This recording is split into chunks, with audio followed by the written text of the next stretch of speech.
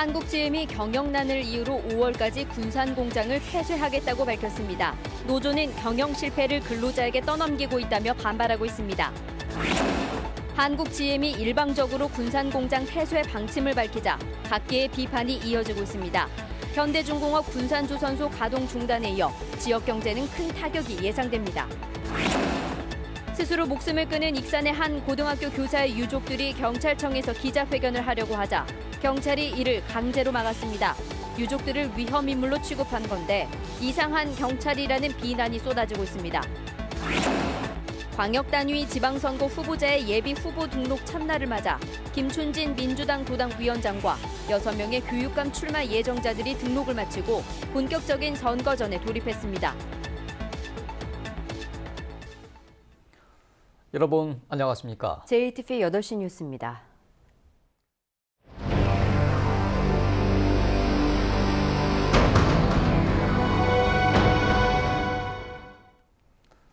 한국GM이 경영난을 이유로 군산공장을 오는 5월까지 폐쇄하겠다고 밝혔습니다.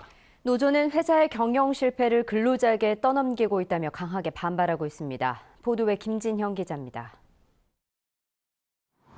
지난 8일부터 조립 라인의 가동이 중단된 한국GM 군산 공장입니다.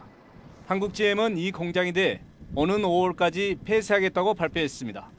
한국GM은 군산 공장의 가동률이 지난 3년 동안 20%에 불과한 데다 이마저도 계속 떨어지고 있어 지속적인 공장 운영이 불가능하다고 밝혔습니다. 한국GM이 군산 공장에 대해 폐쇄 결정을 내린 것은 가동 중단에 들어간 지 닷새 만입니다. 직원들에 대한 구조 조정도 뒤따를 전망입니다. 한국GM은 5월 말까지 직원 약 2,000명에 대한 구조 조정을 마무리하기로 했습니다. 한국GM은 인건비 등을 포함해 구조 조정 비용으로 8억 5천만 달러를 지출할 것으로 예상하고 있습니다. 그러나 한국GM 군산 공장 노조는 회사의 경영 실패를 근로자에게 떠넘기고 있다며 강하게 반발하고 있습니다. 근로자들은 지난 2014년 GM이 쉐보레 브랜드의 유럽 철수를 결정하면서 수출 기지인 군산 공장의 가동률이 곤두박질 쳤다는 주장입니다. 군산 공장 근로자들은 한국GM의 다른 지역 공장 노조와 연대해 공장 폐쇄에 적극 대처한다는 방침입니다. 과거 저희 임단협 교섭기관에서도 군산공장 물량을 빌미로 협상을 하고 계속 협박을 해왔습니다. 지금 볼모로 지금 협박하려는 것 같습니다. 현대중공업 군산조선소에 이어 한국GM 군산 공장마저 문을 닫게 되면서 지역사회에 커다란 충격을 주고 있습니다. JTB 뉴스 김진영입니다. GM 군산 공장이 폐쇄되면 현대중공업 군산조선소 가동 중단 사태에 이어서 지역 경제는 다시 한번 큰 타격을 받을 수밖에 없습니다. 일방적으로 폐쇄를 결정한 GM을 비판하는 목소리도 이어지고 있습니다. 계속해서 송창용 기자가 보도합니다. 한국GM 군산 공장의 문이 굳게 닫혀 있습니다. 일감이 없어 이미 지난 8일부터 휴무에 들어간 상황.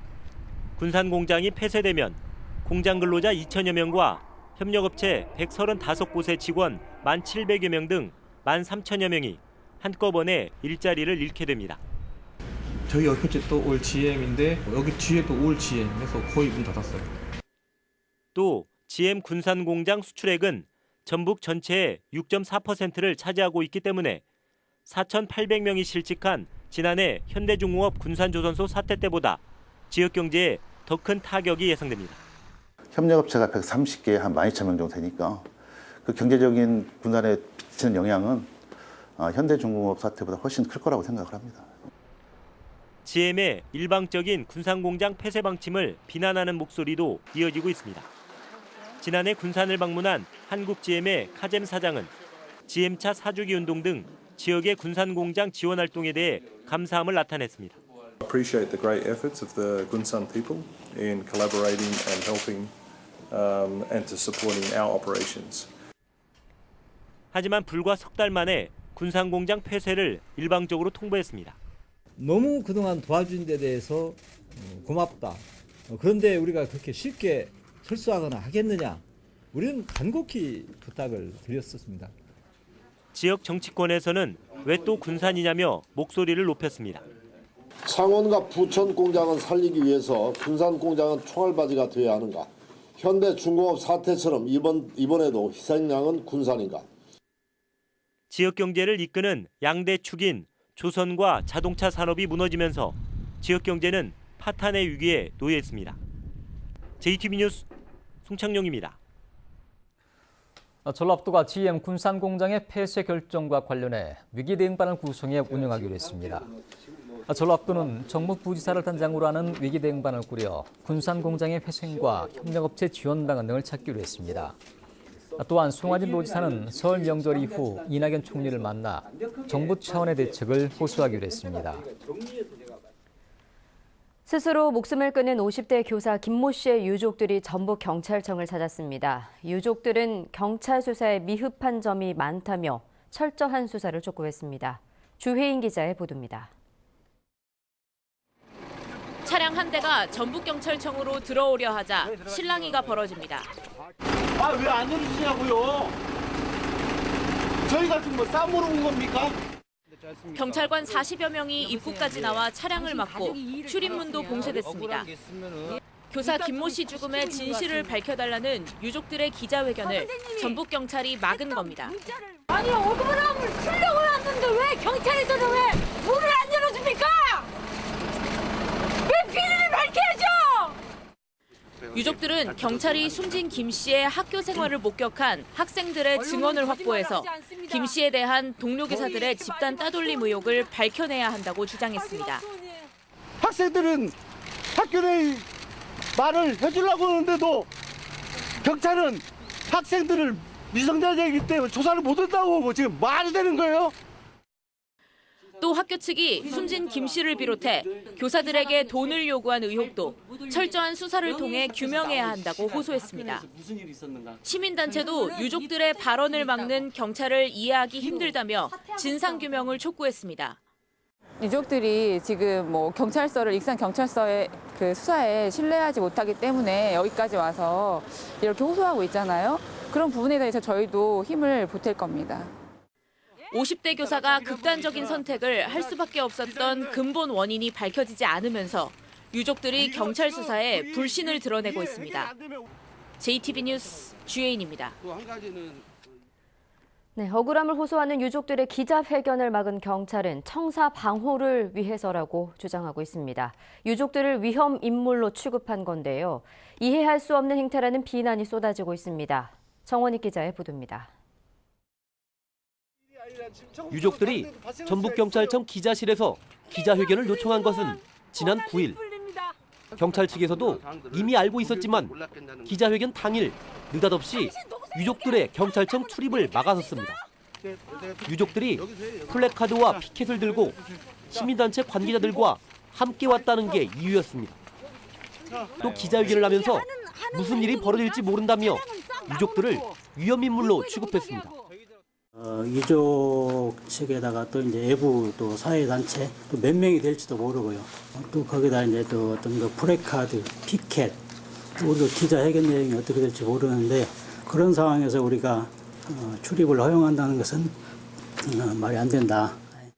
심지어 기자회견을 교육청에서 할 것이지 왜 경찰청에서 하려고 하는지 의문이라며 막말을 쏟아냈습니다. 처음부터 왜 그분들이 왜 여기를 돌아서 왜 여기서 기자회견을 하려고 그러냐. 나는 그것부터가 사실은 의문이에요. 교육청 가서 그렇지. 전북경찰은 지난달에도 인사파문을 겪으면서 언론을 통제하려 한다는 의혹이 커지자 전북기자협회가 성명서를 발표하기도 했습니다.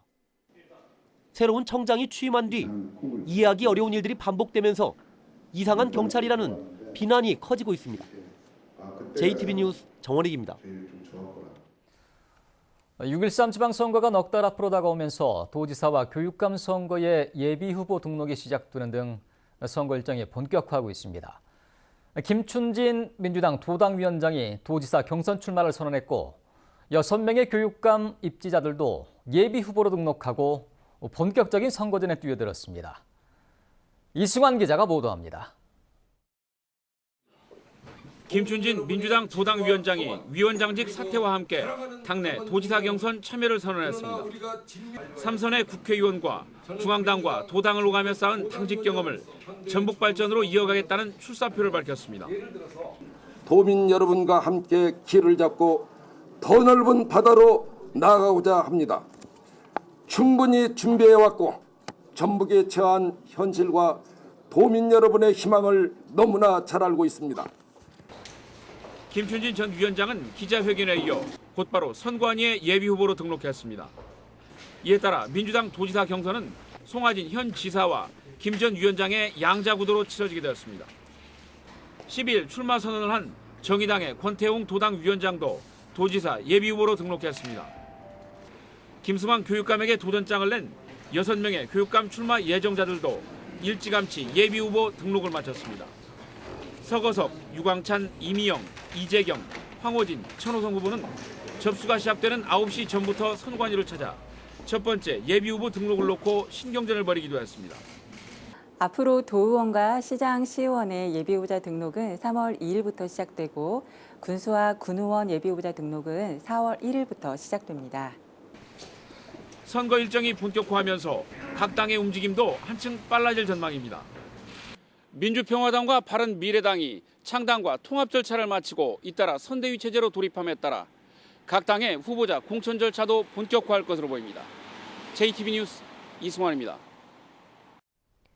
공공부문 비정규직의 정규직 전환 방침에 따라 전라북도가 진통 끝에 정규직 전환 규모를 결정했습니다. 하지만 14개 시군 가운데 절반가량은 여전히 정규직 전환 결정에 속도를 내지 못하고 있습니다. 권대성 기자의 보도입니다.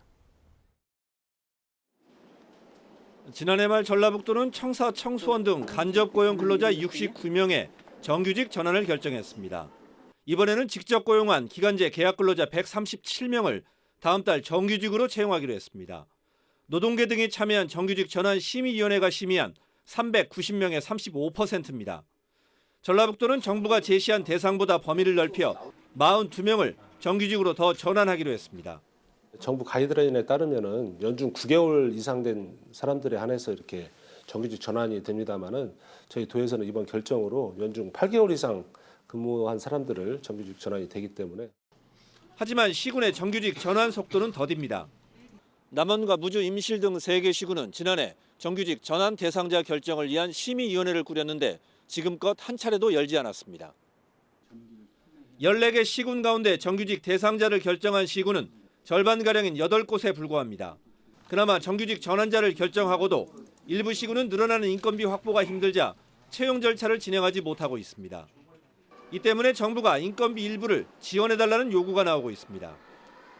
호봉제이기 때문에 매년 그 인건비 상승률은 더 높을 때고요. 그럼에 따라서 정부에서 일정 부분 이 정책이 지자체에서 좀 잘 따라갈 수 있도록 이 임금 상승분에 대한 증가 부분에 대한 어느 정도의 보전은 해줘야. 또한 전라북도는 정부가 인건비를 100% 지원해 채용한 농업기술원 기간제 근로자는 정규직으로 바뀌면 정부 지원이 끊기게 돼 정규직 전환을 못하는 구조라면서 이를 개선해달라고 건의하기로 했습니다. JTB 뉴스 권대성입니다.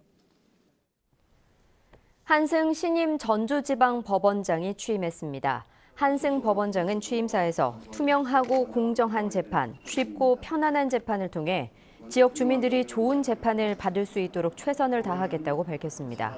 전주가 고향인 한승 법원장은 1985년 사법시험에 합격해 서울행정법원 부장판사와 법원행정처 사법정책실장, 서울고법 부장판사 등을 지냈습니다.